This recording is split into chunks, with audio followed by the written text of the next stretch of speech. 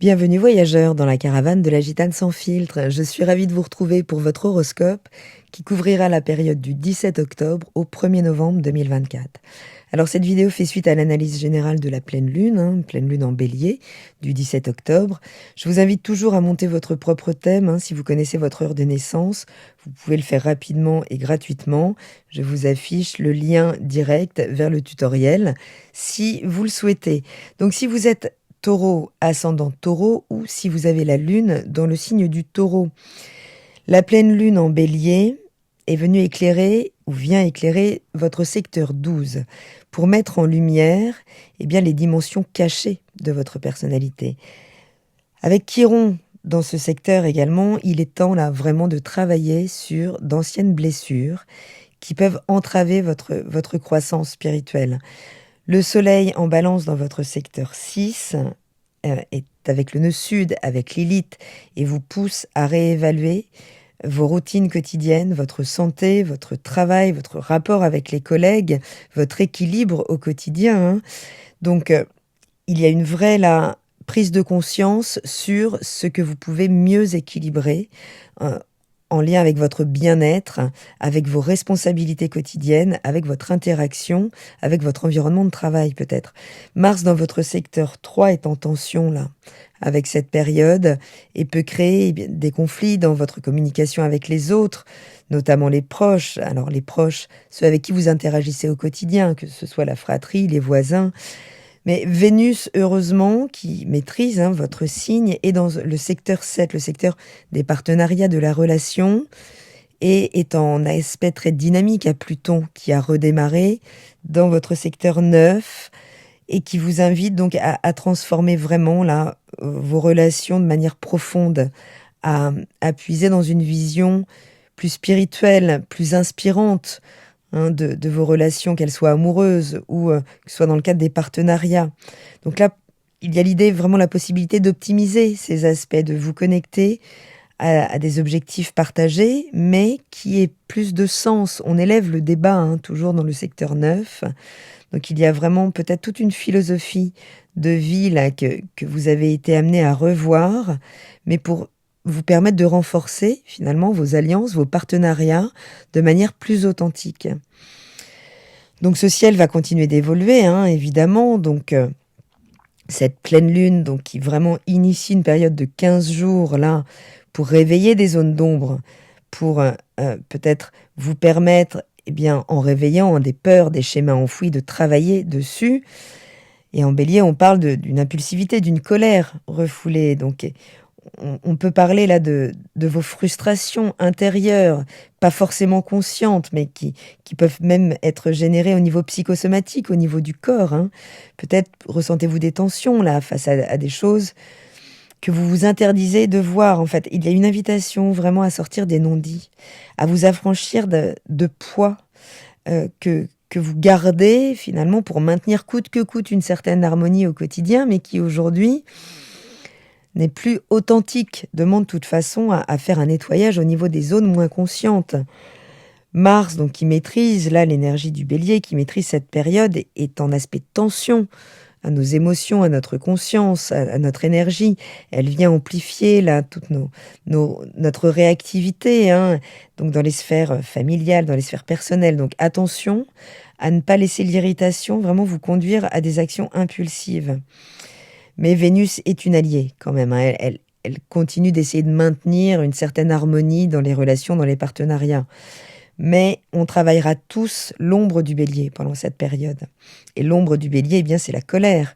Donc vous, en secteur 12, on parle d'une colère sourde, de choses que vous gardez en vous, qui peuvent être liées à des situations où vous avez peut-être senti un manque de reconnaissance ou d'indépendance, des problèmes avec la prise d'initiative aussi. Donc il y a l'idée là de reconnaître des choses en soi sans céder à des réactions impulsives. Ce sera le challenge là pendant cette période qui vous demande de transformer cette colère, pas forcément consciente, mais que vous pouvez sentir dans le corps, dans une vraie tension, peut-être des maux de tête, de transformer ça en feu créatif en fait, pour vous libérer de toutes vos résistances internes.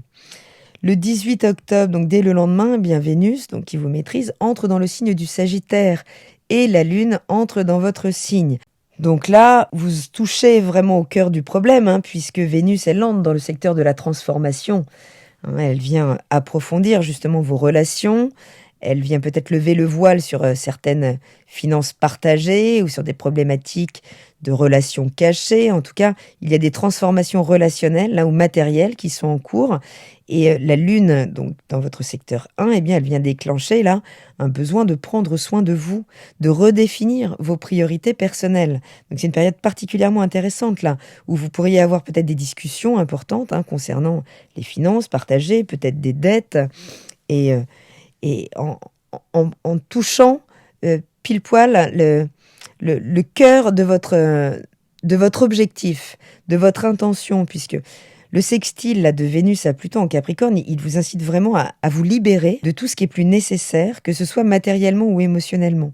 Donc ça peut être extrêmement stimulé pendant cette période. Vous pourriez là vraiment ressentir le besoin de vous défaire d'anciens attachements pour pouvoir avancer plus léger. Le 20 octobre, la Lune entre dans le signe des Gémeaux. Elle vient transiter votre secteur 2, accentuant vos préoccupations peut-être financières, peut-être votre sécurité matérielle.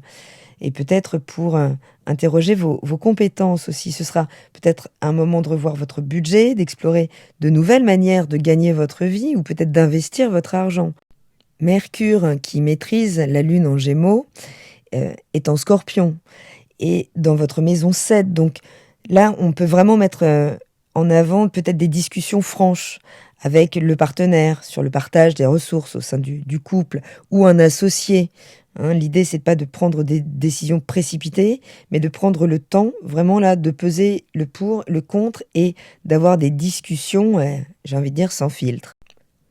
Le 21 octobre, la Lune s'alignera à Jupiter, qui rétrograde également en Gémeaux.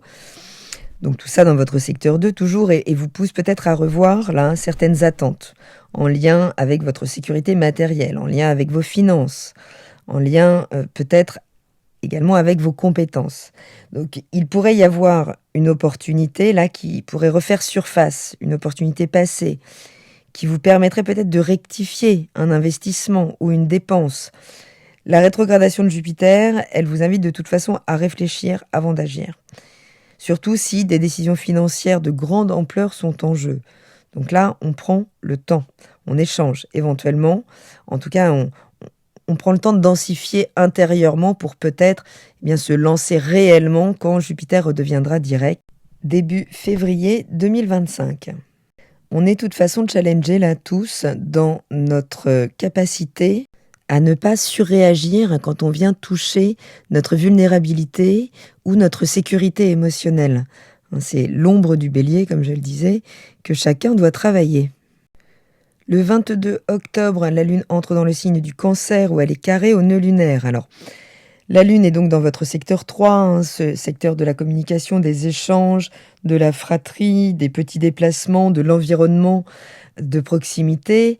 Et Mars, donc en Cancer, vous rend très actif dans ces secteurs. Peut-être bougez-vous là dans tous les sens, sauf que ce jour, puisque la Lune sera également dans le secteur, vous pourriez ressentir une agitation là intérieure particulièrement stimulée, puisque le carré au nœud lunaire, donc Bélier, Balance, pourrait activer là des questionnements vraiment sur votre chemin de vie et sur vos relations, enfin sur votre interaction avec votre environnement proche et immédiat. Donc il peut y avoir là de vieux schémas peut-être de communication, d'interaction, de conflits en lien avec la fratrie qui pourraient ressurgir pour vous confronter à la manière dont vous exprimez votre colère ou vos frustrations.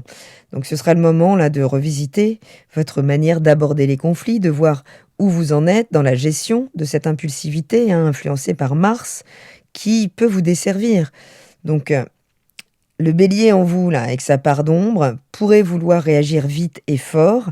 La clé sera ici de privilégier l'empathie, la réflexion, d'entrer dans l'écoute des informations que véhiculent toutes ces émotions, sans forcément surréagir ou vraiment nourrir des conflits inutiles. Donc le 23 octobre, le soleil entre en Scorpion. Donc ce changement-là solaire active votre secteur 7, secteur des partenariats, justement. Donc toute la sphère des relations, là, pourra être soumise à des transformations, puisque soumise à l'énergie de Pluton qui a redémarré. Donc là, pendant tout ce mois, eh bien, l'accent sera mis sur vos relations, qu'elles soient intimes, dans le cadre d'un engagement de mariage, ou qu'elles soient contractuelles, hein, avec des collaborations professionnelles. Vénus en Sagittaire vous poussera de toute façon à rechercher plus d'indépendance dans vos engagements, mais attention toujours à ne pas sacrifier l'harmonie intérieure, vos besoins personnels pour cette quête. Le 24 octobre, la Lune entrera dans le signe du Lion, carré au Soleil en Scorpion. Donc ce carré, il vient toucher votre sphère familiale, du foyer, du lieu de vie et votre secteur relationnel. Donc il pourrait y avoir des tensions là entre vos besoins familiaux, vos engagements relationnels. Il pourrait y avoir un équilibre difficile à trouver, puisque les énergies du Lion, elles vous poussent à affirmer vos désirs de manière plus expressive. Attention à ne pas dramatiser les situations, alors que le Soleil en Scorpion, il vous demande d'approfondir, de transformer les relations. Donc attention à ne pas imposer les besoins là de manière trop autoritaire.